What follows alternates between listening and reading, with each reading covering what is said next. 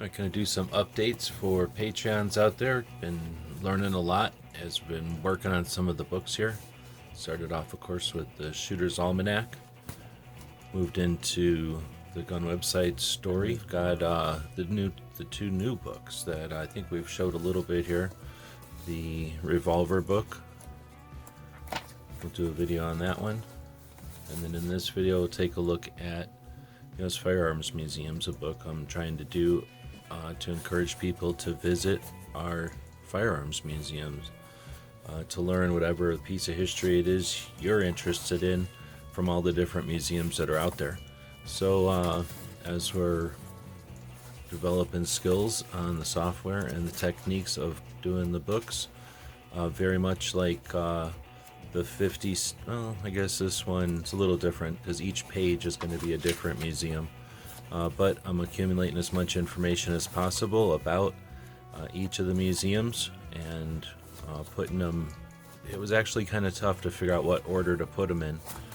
Definitely not going to do alphabetical, so I attempted to do chronological, but I've been to so many of them, I thought about focusing on the ones that we've visited, and that's pretty much what we're doing. But we're also trying to include whatever else we can out there. So we'll have the air and space museums, we'll have the military museums and other types of museums out there, as well as the sporting museums and some other Hall of Fames and things like that throughout the book.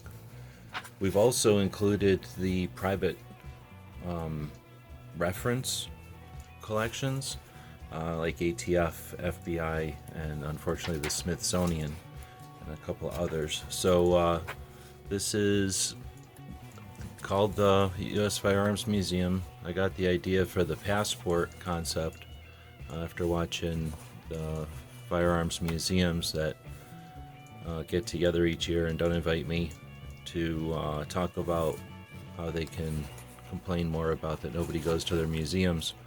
And I got the idea of doing the passport system, so people like myself that enjoy attending museums and seeking them out can figure out where they all might be because they're kind of hidden, and to give them some consistency. So I came up with the stamp idea, and then this book is an extrapolation of that, or the expansion of that concept.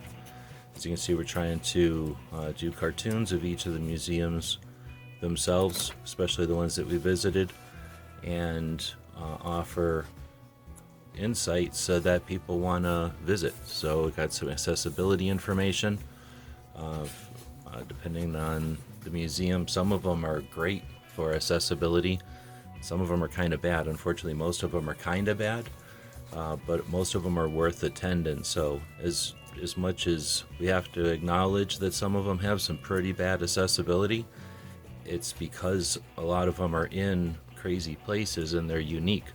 They're in historic buildings. So although it's not great to have to figure out how to get into or around in some of these places, it's annoying when you have to do it, but I think it's well worth it sometimes when there's no other option. If you're going to go into an old building like the LA Police Museum, that's in an old police station in 1930 when they built that. They just weren't thinking about wheelchairs. But if you've got to fumble around with a walker instead of getting around with the big electric chair, that's the kind of place that I think it's worth it. But maybe I'm wrong. Anyway, I'm putting in information about accessibility, not to shame the museums, just to offer realistic insight as to how that is to get around there. But really with the consistent message that it's worth it.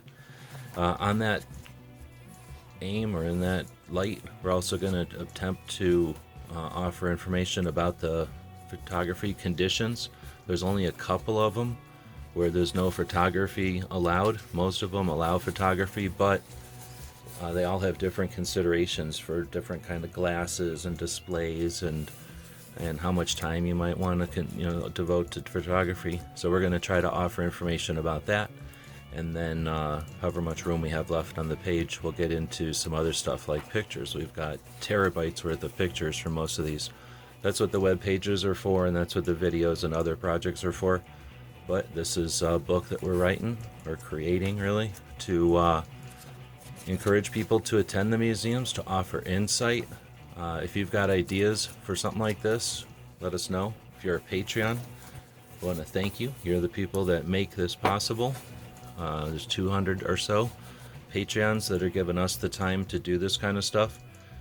We do this maybe, I don't know, 3 days out of a week if I'm lucky. And then the rest of the time we're trying to pay bills. So the Patreons give us the time to put any amount of time into the Second Amendment history project stuff, and give us the opportunity to enhance skills so that we can get stuff out there.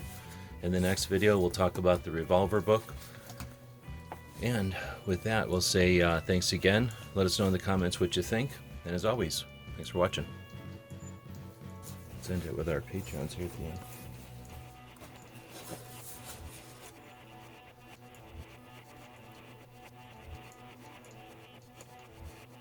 The guys and gals of GunWebsites.com encourage you to take a CCW class every year, practice at least once a month, and carry every day. Thanks for watching GunWebsites.com.